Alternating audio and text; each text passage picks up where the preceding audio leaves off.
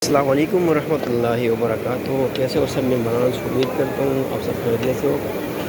अल्हम्दुलिल्लाह नमाज़ इशा भी पढ़ लिया माशाल्लाह तबारकल्लाह। और ये आप लोग देखो माशाल्लाह बहुत काफ़ी रश है इस वक्त। और माशाल्लाह तबारकल्लाह जो कस्बा का जो थीम है ना वो इस वक्त मौजूद है ये सामने।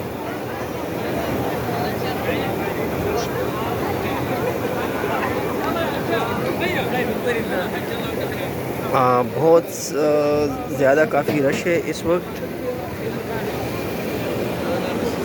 क्योंकि हर बंदे का जो है ना इंतज़ार है कि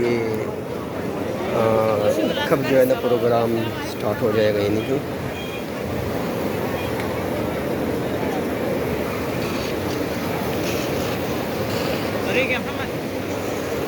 और ये